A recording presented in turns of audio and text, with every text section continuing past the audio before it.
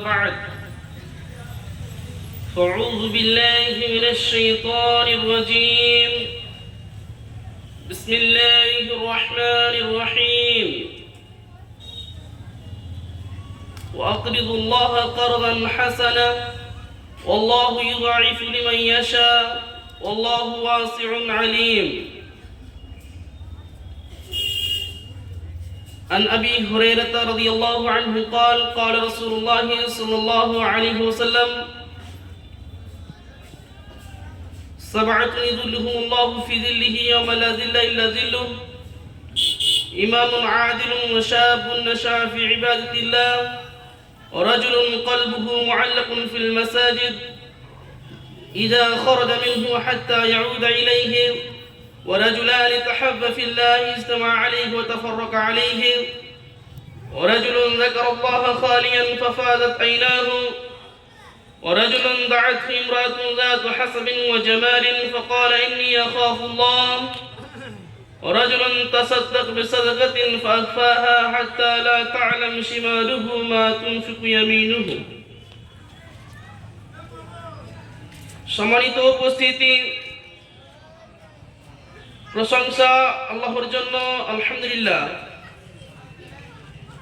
শান্তি অবতীর্ণ হোক আল্লাহ রাসূলের প্রতি সাল্লাল্লাহু আলাইহি ওয়াসাল্লাম। আজকে দ্বীনি বৈঠকে বক্তব্যের বিষয় সাধারণ দান। সম্মানিত উপস্থিতি,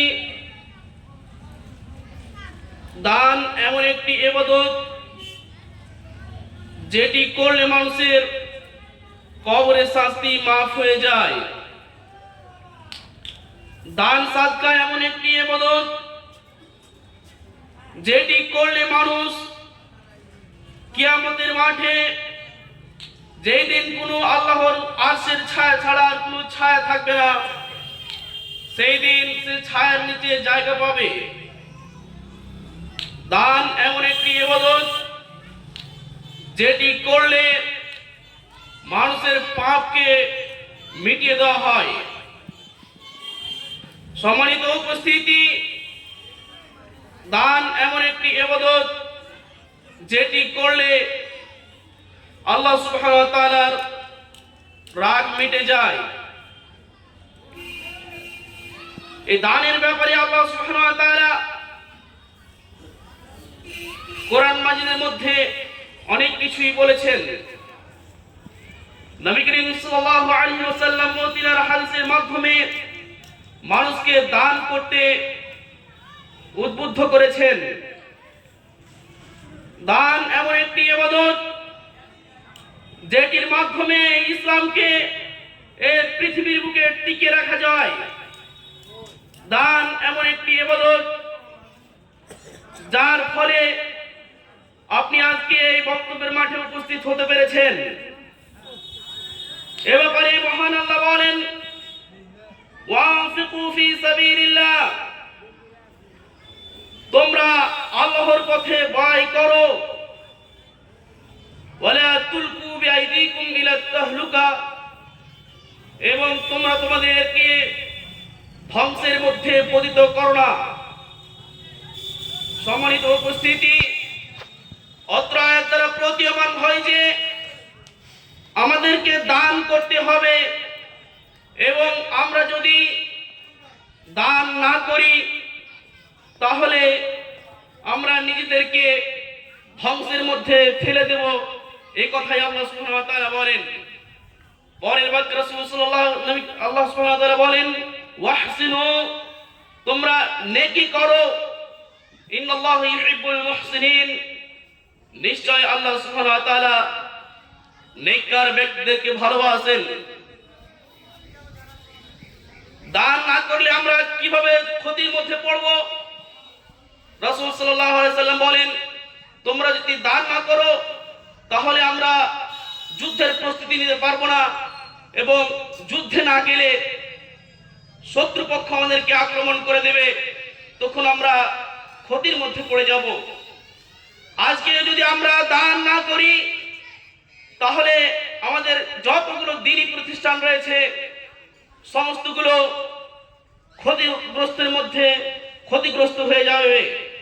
তাই তো আল্লাহ সুবহানাহু ওয়া তাআলা বলেন, ওয়ানফিকু ফি সাবিলিল্লাহ, তোমরা আল্লাহর পথে দান করো, ওয়ালা তুলকু বিআইদিকুম ইলা তাহলুকা, এবং তোমরা নিজেদেরকে ক্ষতিগ্রস্তদের অন্তর্ভুক্ত করো না।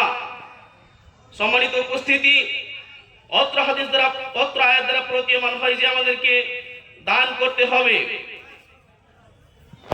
আল্লাহ সুবহানাহু ওয়া তাআলা অন্যত্র বলেন, ওয়াকরিদুল্লাহ কারদান হাসানা, বিশ্বের মানুষ তোমরা আল্লাহকে উত্তম ঋণ দাও, তোমরা আল্লাহকে কর্জে হাসানা দাও। সম্মানিত উপস্থিতি, আল্লাহ সুবহানাহু ওয়া তাআলা আমাদের কাছে এখানে ধার চাচ্ছেন, কর্জ চাচ্ছেন। আল্লাহ সুবহানাহু ওয়া তাআলা কি গরিব হয়েছেন যে আমাদের কাছে ধার চাচ্ছেন? জি না, কখনো নয়। আল্লাহ সুবহানাহু ওয়া তাআলা পরে বাক্য বলছেন, আল্লাহ সুবহানাহু ওয়া তাআলা আপনি যদি দান করেন তাহলে আল্লাহ সুবহানাহু ওয়া তাআলা সেটাকে দ্বিগুণ থেকে শতগুণে বেশি করে দেবে। তাই আপনি দান করবেন। আল্লাহ সুবহানাহু ওয়া তাআলা আপনার কাছে কর্জ চাচ্ছেন। দান করলে আপনার নেকি, আপনার লাভ। তাই আল্লাহ সুবহানাহু ওয়া তাআলা বলছেন, তোমরা আমাকে কর্জে হাসানা দাও।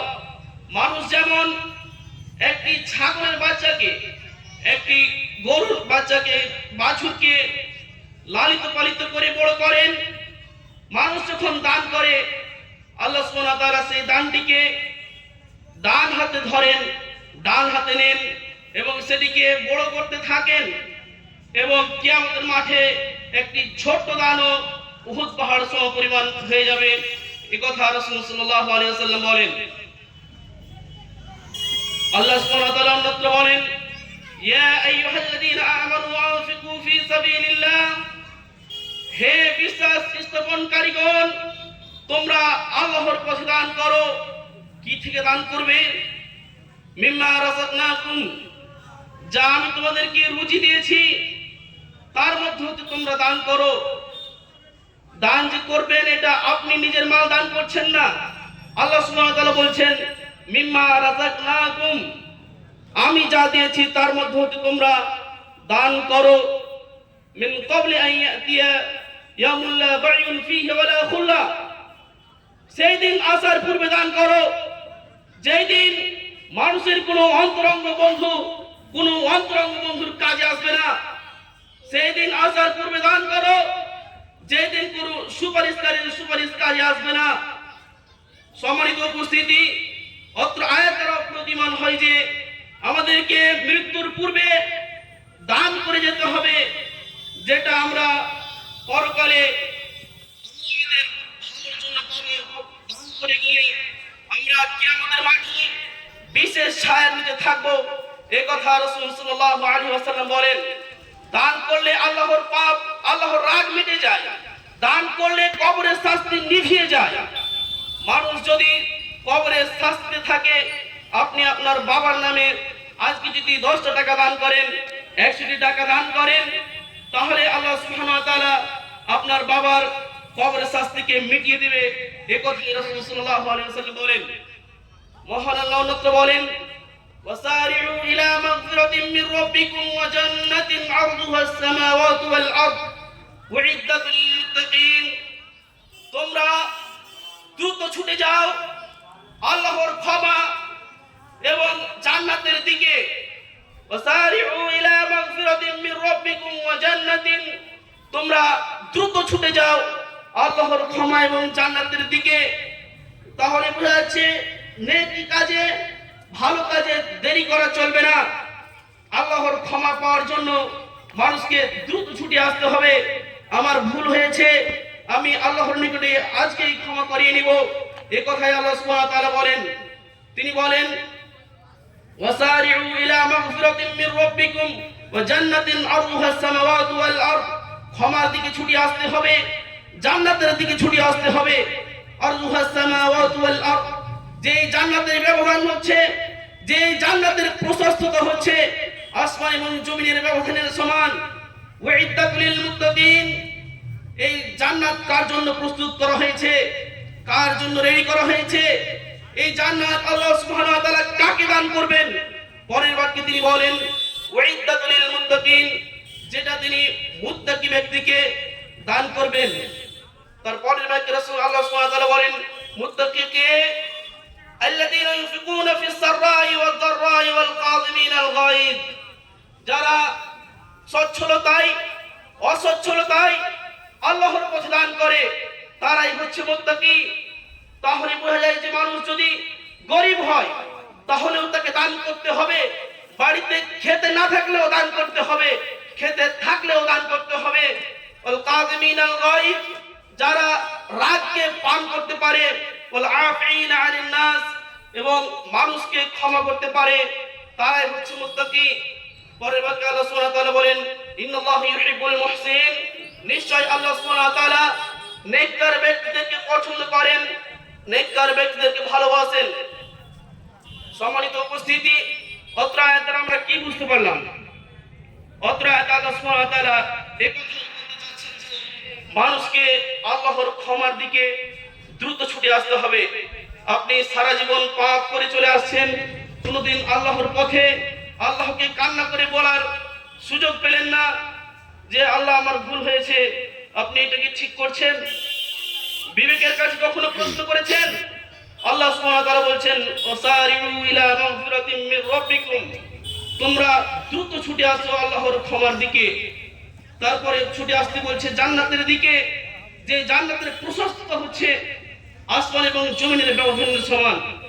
একজন পাপিষ্ঠ ব্যক্তিকে, একজন গুনাহগার ব্যক্তিতে যে সর্বশেষে জাহান্নাম থেকে বের হবে, তাকে আল্লাহ সুবহানাহু ওয়া তাআলা যে জান্নাতটি দান করবেন সেটাই হবে এই পৃথিবীর 7টি পৃথিবীর সমান, যেটা তৈরি করা হয়েছে মুত্তাকিদের জন্য।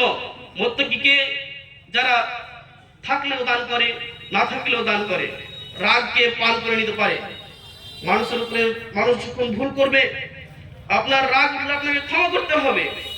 আপনি যদি ক্ষমা করতে না পারেন, আপনি যদি রাগ করে আবার বলেন যা তোর ক্ষমা করবো না, তোর কি আছে, তোর হাইসিয়াত কি আছে, তো ক্ষমা করবো না, তাহলে আপনার তাকওয়া কেটে গেল। মানুষকে মাফ করতে না পারলে তাকওয়া থাকবে না, রাগ পান করতে না পারলে মানুষের মুত্তাকি থাকবে না, মানুষ মুত্তাকি থাকে না, তার তাকওয়া কেটে যায়। মহান আল্লাহ অন্যত্র বলেন ইয়া আইয়ুহাল্লাযীনা আমানু, হে বিশ্বাস স্থাপনকারীগণ, আনফিকু ফি সাবিলিল্লাহ, তোমরা আল্লাহর পথে দান করো। মিন ক্বাবলি আন ইয়াতি আহাদুকুমুল মাউত, তোমাদের নিকটে মৃত্যু এসে পৌঁছানোর পূর্বেই তোমরা দান করো। ফায়াকুল রাব্বি লাউলা আখরতানি ইলা আজালিন করিব ফাসাদদাকা ওয়া আকুম মিনাস সালিহিন, কারণ নিকটে যখন মৃত্যু এসে পৌঁছে যাবে তখন সে বলবে হে আমার রব, আপনি একটু আমাদের সময় দিন, একটু সময় দিন, তাহলে ফাসাদদাকা মিনাস সালিহিন, আমি দান করে ভালো ব্যক্তিদের সাথে হয়ে যাব। সম্মানিত উপস্থিতি, মানুষের নিকটে যখন মৃত্যু এসে উপস্থিত হয় তখন এই শয্যায় পতিত ব্যক্তি, অসুস্থ ব্যক্তি কোনো কিছুরই আফসোস জাহির করে না, আফসোস করে না, বলে যে আপনি আমাকে একটু সময় দেন, আমি সালাত আদায় করে আসি। বলে না যে আপনি সময় দেন, একদিন রোজা রাখি। কি বলে? এটাই বলে হে আল্লাহ, আপনি আমাকে একটু সময় দিন, তাহলে আমি সাদকা করে, দান করে ভালো মানুষদের অন্তর্ভুক্ত হয়ে যাব। সম্মানিত উপস্থিতি, অত্র হাদিস দ্বারা অত্র আয়াত দ্বারা প্রতীয়মান হয় যে মানুষ যদি ভালো মানুষ হতে চায় তাহলে তাকে দান করতে হবে। সম্মানিত উপস্থিতি, আবু হুরায়রা রাদিয়াল্লাহু আনহু বলেন রাসূল সাল্লাল্লাহু আলাইহি ওয়াসাল্লাম বলেছেন সাবআতুন ইযিল্লুহুমুল্লাহু ফি যিল্লিহি ইয়াওমা লা যিল্লা ইল্লা যিল্লু, ইমামুন আদিলুন ওয়া শাবুন নাশা ফি ইবাদাতিল্লাহ। কিয়ামতের মাঠে সেই বিভীষিকাময় স্থানে যখন কোনো আল্লাহর ছায়া ছাড়া কোনো ছায়া থাকবে না, সেই দিন আল্লাহ সুবহানাহু ওয়া তাআলা 7 প্রকার ব্যক্তিকে, 7 শ্রেণীর লোককে তার আরশের ছায়ার নিচে জায়গা দেবেন। তার মধ্যে হচ্ছে ইমামুন আদিল, ন্যায়পরায়ণ শাসক, ন্যায়পরায়ণ দায়িত্বশীল, যিনি দায়িত্বের সাথে নিজের দায়িত্ব পালন করেন তিনি একজন আরশের ছায়ার নিচে জায়গা পাবেন। সম্মানিত উপস্থিতি, অত্র হাদিসের অংশে বলতে চাই যে নবী করিম সাল্লাল্লাহু আলাইহি ওয়াসাল্লাম সহিহ মুসলিমের কিতাবুল ইমারায় যেখানে তিনি ইমাম শব্দ ব্যবহার করেছেন সেখানে ইমাম বলতে ইমামতে কুবরা বলতে বোঝানো হয়েছে। আর এই হাদিসের অংশে পৃথিবীতে যেখানে যে দায়িত্ব হোক, ছোট থেকে বড়, বড় থেকে ছোট, সমস্ত জায়গাতে যারা দায়িত্বের সাথে ন্যায়পরায়ণ ভাবে দায়িত্ব পালন করেন তারা কিয়ামতের মাঠে বিশেষ ছায়াতলে থাকবে। দায়িত্বশীল ন্যায়পরায়ণ সদস্য সাহেব, ন্যায়পরায়ণ শিক্ষক, ন্যায়পরায়ণ মাওলানা সাহেব, ন্যায়পরায়ণ নাজিম সাহেব, ন্যায়পরায়ণ সেক্রেটারি, ন্যায়পরায়ণ ভাইস চ্যান্সেলর, ন্যায়পরায়ণ অ্যাডভোকেট, যেখানে যে ন্যায়পরায়ণ বাড়ির গার্জেন, পিতা, ন্যায়পরায়ণ মাতা, ন্যায়পরায়ণ স্ত্রী, যেখানে যে দায়িত্বের সাথে ন্যায়পরায়ণতার সাথে দায়িত্ব পালন করবে তারা কিয়ামতের মাঠে বিশেষ ছায়াতলের জায়গা পাবেন বলে রাসূল সাল্লাল্লাহু আলাইহি ওয়াসাল্লাম উল্লেখ করেন। তিনি বলেন, সাবাতুন ইযুল্লুহুমুল্লাহু ফি যিল্লিহি ইয়াওমা লা যিল্লা ইল্লা যিল্লুহ। কিয়ামতের মাঠে আল্লাহ সুবহানাহু ওয়া তাআলার ছায়া ছাড়া যখন কোনো ছায়া থাকবে না, তখন 7 শ্রেণীর ব্যক্তিকে আল্লাহ সুবহানাহু ওয়া তাআলা তার ছায়ার জায়গা দেবেন। তার মধ্যে এক নম্বরে হচ্ছে দায়িত্বশীল নেতা, যেখানে দায়িত্বের সাথে ন্যায়পরায়ণতার সাথে দায়িত্ব পালন করছে তারা কিয়ামতের মাঠে বিশেষ ছায়ার নিচে জায়গা পাবেন বলে রাসূল সাল্লাল্লাহু আলাইহি ওয়াসাল্লাম এক নম্বরে উল্লেখ করেন। তিনি বলেন, শাআবুন নাশা ফি ইবাদাতিল্লাহ, যারা নিজের যৌবনকালকে আল্লাহ সুবহানাহু ওয়া তাআলার ইবাদতে ব্যয় করে তারা দ্বিতীয় নম্বরে কিয়ামতের মাঠে যেদিন কোনো ছায়া থাকবে না, যেদিন সূর্য মাথার এক হাত উঠতে থাকবে, 1 মাইল উপরে থাকবে, যেদিন মানুষের হাত কারো ঘাম হবে টাকনো পর্যন্ত, কারো ঘাম হবে হাঁটু পর্যন্ত, কারো ঘাম হবে কোমর পর্যন্ত, কারো ঘাম হবে থুতনি পর্যন্ত, যেদিন এই পৃথিবীকে এই মাটিকে দাম বানিয়ে ফেলা হবে, যেদিন কোনো ছায়া থাকবে না, সেদিন যারা এই পৃথিবীতে যুবক অবস্থায় আল্লাহ সুবহানাহু ওয়া তাআলার ইবাদত করেছে তাদেরকে তিনি জায়গা দেবেন। যুবক, তুমি যে সব সময় ফ্রি ফায়ার, পাবজি, লুডো নিয়ে ব্যস্ত আছো, তোমার যৌবনকালের দাম কি রয়েছে তুমি জানো? রাসূল সাল্লাল্লাহু আলাইহি ওয়াসাল্লাম বলে, যারা এই যৌবনকালে আল্লাহ সুবহানাহু ওয়া তাআলার ইবাদত করে এই যৌবনকালকে পার করতে পারবে তারা বিশেষ ছায়ার নিচে জায়গা পাবেন বলে রাসূল সাল্লাল্লাহু আলাইহি ওয়াসাল্লাম উল্লেখ করেন। তিনি বলেন, রাজুলুন মুআল্লাকুন ফিল মাসাজিদ, তৃতীয় নম্বরে সেই ব্যক্তি আরশের ছায়ার নিচে জায়গা পাবে যার অন্তরখানা, যার দিলখানা সমস্ত সবাই যখন মসজিদ থেকে বের হয় তখন সে মসজিদের অন্তরে মসজিদে থাকে, আবার যখন মসজিদ থেকে বের হয়ে আসে সে আবার কখন ফিরে যাবে তার চেতনায় থাকে, তার ধারণায় থাকে। যে ব্যক্তির অন্তর মসজিদের সাথে ঝুলানো থাকে তৃতীয় ব্যক্তি হবে তিনি, যিনি আরশের ছায়ার নিচে জায়গা পাবেন। যে ব্যক্তি রাত্রে ঘুমাতে গেলে ওই অ্যালার্ম দিয়ে ঘুমায়, যে ব্যক্তি রাত্রে ঘুমাতে গেল কাউকে বলে ঘুমায় যাও, ফজরের সময় জাগিয়ে দিও, যে ব্যক্তি কাজে গেল সব সময় ঘড়ি দেখে টাইম হয়েছে নাকি, তিনি থাকবে 3 নম্বরে আরশের ছায়ার নিচে বিশেষ ছায়ার নিচে তারা জায়গা পাবে। 4 নম্বরে সেই ব্যক্তি ওয়ারাজুলান তাহাব্বা ফিল্লাহ ইজতামা আলাইহি ওয়া তাফাররাকা আলাইহি, সেই দুজন ব্যক্তি যে আল্লাহর জন্য কাউকে ভালোবেসেছে, আল্লাহর জন্য কাউকে ভালোবেসেছে, সেও নামাজ পড়ে এও নামাজ পড়ে, সেও সালাত আদায় করে এও সালাত আদায় করে, সেও মাদ্রাসায় পড়ে এও মাদ্রাসায় পড়ে, সেও দিনী শিক্ষা অর্জন করে সেও দিনী শিক্ষা অর্জন করে।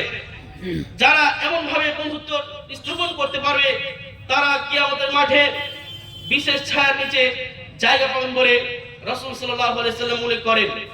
5 নম্বরে রাসূল সাল্লাল্লাহু আলাইহি ওয়াসাল্লাম বলেন, ওয়ারাজুলুন যাকারাল্লাহ খালিয়ান ফাফাদাত আইনাহু, এমন ব্যক্তি আরশের নিচে জায়গা, ছায়ার নিচে জায়গা পাবে যে ব্যক্তি নির্জনে আল্লাহকে স্মরণ করে যখন সমস্ত মানুষ ঘুমিয়ে থাকে, সমস্ত পশু প্রাণী কীটপতঙ্গ জড় পদার্থ সমস্ত নিঝুম রাতে ঘুমিয়ে থাকে, কেউ থাকে না, তখন তার চোখ দিয়ে ঝরঝর করে অশ্রু বইতে থাকে, আল্লাহর ভয়ে যে কান্না করে সেই ব্যক্তি 5 নম্বরে আরশের ছায়ার নিচে জায়গা পাবেন বলে রাসূল সাল্লাল্লাহু আলাইহি ওয়াসাল্লাম উল্লেখ করেছেন। সম্মানিত উপস্থিতি, আমরা কোনোদিন লক্ষ্য করেছি আমাদের জীবনের কারো 60 বছর, 65 বছর, 40 বছর, 45 বছর জীবনের সময় পার হয়ে গেল, কোনোদিন আল্লাহ সুবহানাহু ওয়া তাআলার দরবারে গিয়ে বলার সুযোগ হলো না, প্রতিপালক আমি ভুল করেছি, তোমার নিকটে আমাকে ফিরে যেতে হবে, অতএব আজকে আপনার দরবারে এসেছি, আপনি আমাকে ক্ষমা করুন। কোনোদিন বলেছি আমরা অন্তরকে জিজ্ঞেস করো? কোনোদিন বলিনি। আজকে আপনাদের উচিত হবে বক্তব্য শুনে যাওয়ার পরে আজকে রাত্রে উঠে আমরা আল্লাহর নিকটে বলবো, হে প্রতিপালক, আমার জীবনের অর্ধ বয়স পার হয়ে গেছে, 3 ভাগের 2 ভাগ পাস হয়ে গেছে, কিছুদিন হয়তো আর বাঁচবো, আপনার দরবারে কোনোদিন আসার সুযোগ হলো না, অতএব আজকে এসেছি, আজকে আপনি আমাকে ক্ষমা করুন। ক্ষমা না করলে আমি আজকে এখান থেকে উঠবো না। এই দৃঢ় প্রতিজ্ঞা নিয়ে আল্লাহর দরবারে ঝরঝর করে যারা কাঁদবে, যারা রাজুলুন যাকারাল্লাহ সালিয়ান ফাফাদাত কুলুবুহুম, যে ব্যক্তি নির্জনে কেঁদে আল্লাহর নিকটে দেখাবে, সেই ব্যক্তি 5 নম্বরে আরশের ছায়ার নিচে যায়। রাসূল সাল্লাল্লাহু আলাইহি ওয়াসাল্লাম উল্লেখ করেন। 6 নম্বরে কি হবে? ওয়ারাজুলুন দাআতহু ইমরাতু যাতু হাসাবিন ওয়া জামালিন ফাকালা ইন্নী আখাফুল্লাহ। সম্ভ্রান্ত পরিবারের সুন্দরী নারী, সম্ভ্রান্ত পরিবারের সুন্দরী নারী যাকে যে কোনো যুবককে জেনার আশ্রয় দেয়, জেনার জন্য ডাকে, কুকর্ম করার জন্য ডাকে, তখন সে বলে ইন্নী আখাফুল্লাহ, আমি আল্লাহকে ভয় করি। কোন যুবক যদি হয়ে বলতে পারে, তাহলে আল্লাহ সুবহানাহু ওয়া তাআলা তাকে 6 নম্বরে আরশের ছায়ার নিচে জায়গা দিবেন বলে রাসূল সাল্লাল্লাহু আলাইহি ওয়াসাল্লাম উল্লেখ করেন। 7 নম্বর ব্যক্তি হচ্ছে ওয়ারাজুলুন তাসাদ্দাকা বিসাদাকাতিন ফাআখফাহা হাত্তা লা তা'লামা শিমালুহু মা তুনফিকু ইয়ামিনুহু। এমন দানকারী যে গোপনে দান করে, এমন ভাবে দান করলো যে তার ডান হাত দান করলে বাম হাত জানতে পারলো না। এমন ব্যক্তি যদি দান করে, তাহলে গোপনে দান করলে মানুষ আরশের ছায়ার নিচে জায়গা পাবেন বলে রাসূল সাল্লাল্লাহু আলাইহি ওয়াসাল্লাম উল্লেখ করেন। বলবেন, সেটি সাহেব 10,000 টাকা থাকলো, এই মসজিদে না, আপনি কাউকে বলবেন না। সভাপতি সাহেব 500 টাকা দিলাম, কাউকে বলবেন না। এভাবে যদি গোপনে দান করতে পারেন, তাহলে আরশের ছায়ার নিচে জায়গা পাবেন বলে রাসূল সাল্লাল্লাহু আলাইহি ওয়াসাল্লাম উল্লেখ করেন। 1 টাকা হলেও যদি গোপনে দান করে থাকেন, তাহলে আরশের ছায়ার নিচে জায়গা পাওয়া যাবে, এই কথাই ঠিক। রাসূল সাল্লাল্লাহু আলাইহি ওয়াসাল্লাম বলেন, রাজুলুন তাসাদ্দাকা বিসাদাকাতিন ফাআখফাহা হাত্তা লা তা'লামা শিমালুহু মা তুনফিকু ইয়ামিনুহু। এমন ব্যক্তি যে গোপনে দান করে, ডান হাত দান করলে বাম হাত জানতে পারে না, তাহলে সে ব্যক্তি আরশের ছায়ার নিচে জায়গা পাবে। সম্মানিত উপস্থিতি, ডান হাত দান করলে বাম হাত জানতে পারবে না, এটা কোন কথা হলো? 2 হাত তো বডির সাথে লেগে আছে। তো যারা গোপনে দান করে, মানুষকে জানাতে চায় না, তাহলে হচ্ছে সে ব্যক্তি যে যার ডান হাত দান করলো, বাম হাত জানতে পারলো না। আবু মুসা আশআরী রাদিয়াল্লাহু আনহু বলেন, রাসূল সাল্লাল্লাহু আলাইহি ওয়াসাল্লাম বলেছেন, আত-তুহুরু শাতরুল ঈমান, পবিত্রতা হচ্ছে ঈমানের অর্ধেক। আলহামদুলিল্লাহি তামলাউল মিজান, এবং আলহামদুলিল্লাহ বললে আল্লাহ সুবহানাহু ওয়া তাআলা এত নেকি দান করেন যে এই আসমান এবং জমিন, এত নেকি দান করেন যে তার মিজানের পাল্লা ভর্তি হয়ে যায়। নেকিতে মিজানের পাল্লা ভর্তি হয়ে যায়। তারপরে রাসূল সাল্লাল্লাহু আলাইহি ওয়াসাল্লাম বলেন, সাদাকাতু বুরহান, দান হলো দলিল। মানুষ যদি দান করে, তাহলে সে এটা তার ঈমানের পক্ষে দলিল। একজন মুমিন কেমন করে বুঝবেন? যদি সে দান করে, তাহলে হচ্ছে সে মুমিন ব্যক্তি। দান না করলে মুনাফিক। যে দান করে সে মুমিন, যে দান করে না সে মুনাফিক। রাসূল সাল্লাল্লাহু আলাইহি ওয়াসাল্লামের জামানায় মুনাফিক কোন? নামাজ পড়তো, মসজিদে সালাত আদায় করতো, রোজা রাখতো, কিন্তু যখন রাসূল সাল্লাল্লাহু আলাইহি ওয়াসাল্লাম যুদ্ধের জন্য তাদেরকে দান করতে বলতেন, তখন তারা দান করতো না। রাসূল সাল্লাল্লাহু আলাইহি ওয়াসাল্লাম বলেছেন, সাদাকাতু বুরহান, দান হলো দলিল, মানুষের ঈমানের পক্ষে দলিল। এই কথা আমরা বলতে পারি যে দান কিয়ামতের মাঠে মানুষকে জান্নাতে নিয়ে যাওয়ার পক্ষে দলিল। কিয়ামতের মাঠে আল্লাহ সুবহানাহু ওয়া তাআলা বলবেন যে তুমি জাহান্নামে যাবা, আপনি বলবেন আমি জান্নাতে যাব। কেন জান্নাতে যাব? আমার পক্ষে দলিল আছে। রাসূল সাল্লাল্লাহু আলাইহি ওয়াসাল্লাম বলেছেন, আস-সাদাকাতু বুরহান, দান হলো দলিল। উমামা বাহিল রাদিয়াল্লাহু আনহু বলেন, রাসূল সাল্লাল্লাহু আলাইহি ওয়াসাল্লাম বলেছেন, ইন্না সাদাকাতা লা তুতফিউ আন আহলি হারাল কুবুর, নিশ্চয় মানুষের দান তার আত্মীয় স্বজনের কবরের শাস্তিকে নিভিয়ে দিতে পারে। নিশ্চয় মানুষের দান তার আত্মীয় স্বজনের কবরের শাস্তিকে নিভিয়ে দিতে পারে। আপনার বাবা মারা গিয়েছে, মা মারা গিয়েছে, হয়তোবা তারা শাস্তিতে থাকতে পারে, আযাবের মধ্যে থাকতে পারে। আপনি যদি আজকে 5টা টাকা দান করতে পারেন তার নামে, তাহলে সে জাহান্নাম থেকে মুক্তি পেয়ে কবরের শাস্তি থেকে মুক্তি পেয়ে জান্নাত লাভ করবে। রাসূল সাল্লাল্লাহু আলাইহি ওয়াসাল্লাম পরবর্তী বলেন, মানুষ তার দানের ছায়ার নিচে কিয়ামতের মাঠে থাকবে। রাসূল সাল্লাল্লাহু আলাইহি ওয়াসাল্লাম বলেন, ইন্নাস সাদাকাতা তুতফিউ হাররাল কুবুর, নিশ্চয় দান মানুষের কবরের শাস্তিকে নিভিয়ে দেয়। মানুষের কবরে যদি শাস্তি দেওয়া হয়, মানুষ যদি দান করে, তাহলে তার সে দানের বদলতে আল্লাহ সুবহানাহু ওয়া তাআলা তার কবরের শাস্তিকে মিটিয়ে দেয়। রাসূল সাল্লাল্লাহু আলাইহি ওয়াসাল্লাম অন্য হাদিসে বলেন, নিশ্চয় মানুষের দান আল্লাহ সুবহানাহু ওয়া তাআলার রাগকে মিটিয়ে দেন। মানুষ যদি পাপ করে, মানুষ যদি কোনো অন্যায় করে, চুরি করে, ডাকাতি করে, জেনা করে, রাহাজানি করে, যে কোনো অন্যায় করে, তখন আল্লাহ সুবহানাহু ওয়া তাআলা তাকে শাস্তি দেওয়ার জন্য রেগে ওঠেন, ক্ষেপে ওঠেন। মানুষ যদি গুনাহ করে, আল্লাহ সুবহানাহু ওয়া তাআলা তাকে শাস্তি দেওয়ার জন্য ক্ষেপে ওঠেন। এমন সময় মানুষ যদি দান করতে পারে, তাহলে আল্লাহ সুবহানাহু ওয়া তাআলা আল্লাহ সুবহানাহু ওয়া তাআলার রাগ মিটে যায়। এই রাগ মিটে গেলে আল্লাহ সুবহানাহু ওয়া তাআলা তাকে জান্নাত দান করেন বলে রাসূল সাল্লাল্লাহু আলাইহি ওয়াসাল্লাম উল্লেখ করেন। সম্মানিত উপস্থিতি, সবাই না থাকার কারণে আমি এখান থেকে আমার বক্তব্য দিতে করছি। পরিশেষে দোয়া করি, হে আল্লাহ সুবহানাহু ওয়া তাআলা, তুমি আমাদের সকলকে কিছু কিছু করে হলেও দান করার তৌফিক দান করো, যেমন এই দান করে কিয়ামতের মাঠে আরশের ছায়ার নিচে জায়গা লাভ করতে পারি। এই দান করে যেন আমরা আমাদের কবরের শাস্তি থেকে নিভিয়ে দিতে পারি। হে প্রতিপালক, তুমি আমাদের এই সুমতি দান করো। আসসালামু আলাইকুম ওয়া রাহমাতুল্লাহ।